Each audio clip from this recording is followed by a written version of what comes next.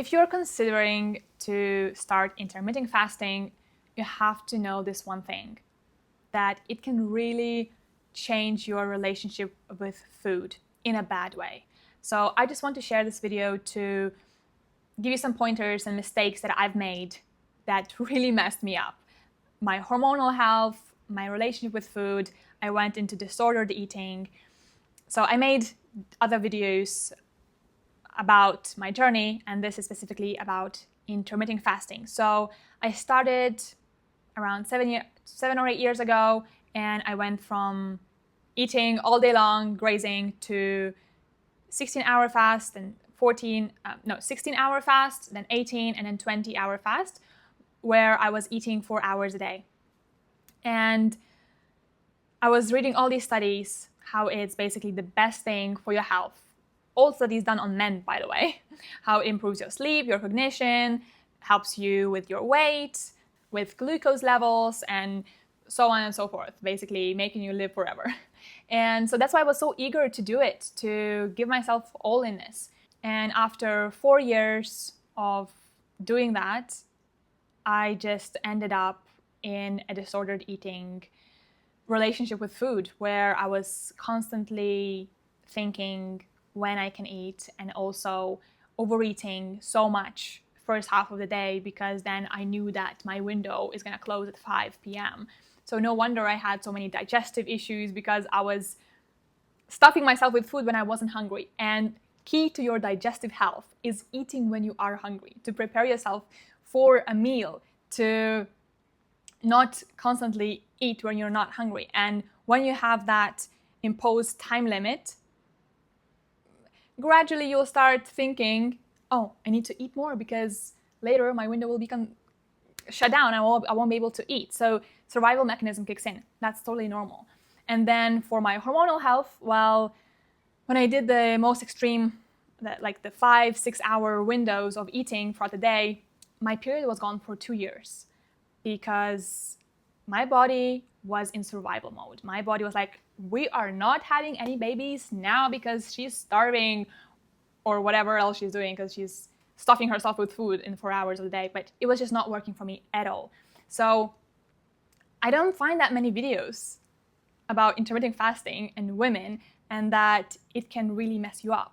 I think now it's catching up that these studies were done on men, and this is not how our women bodies work. And yes, when you're ovulating, you don't have that big need for calories, and you can go better with some fasting. But when it's the second half of your cycle, preparing for that period and having the bleed, it's an extra stressor for your body. And I'm not also advocating for constantly grazing throughout the day up until the night, because that can really mess up your sleep and also not good for your digestion, right? But to have that imposed time structure, especially for those who are sensitive to disordered eating patterns, it can really go down the hill. So at the moment, I still do intermittent fasting. I mean, you can consider it as intermittent fasting because I don't eat 14 or at least 12 hours a day. But that's not because I have a time limit. It's because my body naturally, when I allow myself to feel my hunger and fulfill my hunger needs throughout the day, I not naturally don't have the need to eat so much in the evening. But sometimes I do, especially before my period or during, and I allow myself that. But when I allow myself to eat by my body's cues, I naturally still fall into that intermittent fasting window, but not because I force it onto myself. And the biggest difference is when I was doing intermittent fasting, I had that structure of I have to finish eating by 5. So if it's 4 p.m. and I'm still not hungry, I'm still gonna eat because I know that at 5, food is cut off. But guess what's happening? You're not hungry, you're still eating. So what that means, your body will take longer to digest that food. In this case, if you weren't hungry at 4, but you got hungry at 6 and you just ate at 6, your body can digest that food much faster when you're hungry, and it doesn't linger in your system. So basically, you will just save yourself 2 hours of suffering of being stuffed with food when you weren't hungry. And I'm fully aware that for some people it's totally different, and they can do that intermittent fasting and not ruin their relationship with health and not lose their period, and there are healthy ways to do it. Obviously, the 20-hour fast every day is not a typical, maybe intermittent fasting technique, especially for women. And I do think that 12-hour fast every day for everyone can be very useful and applicable, and it's not gonna ruin your relationship with food because it's not that strict and it's pretty easy to implement.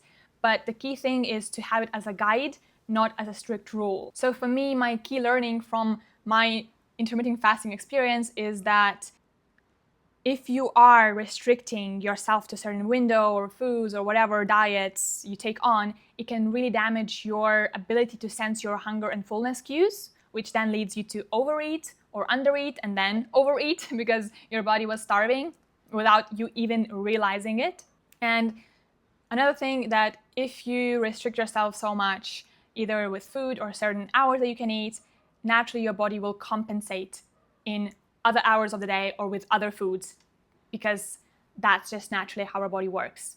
If there's deprivation, there's going to be compensation. So this is just a reminder to you to be gentle with your body, to listen to your body cues, and know that your body has innate wisdom and can communicate to you what is best for it and how your body needs to be nourished and when you feel the best.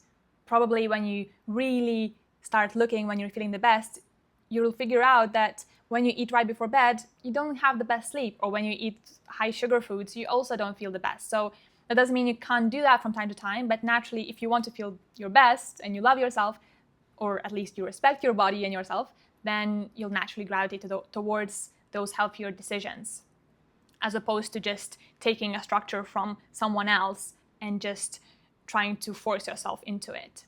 So yeah, that is it for today. See you in the next one.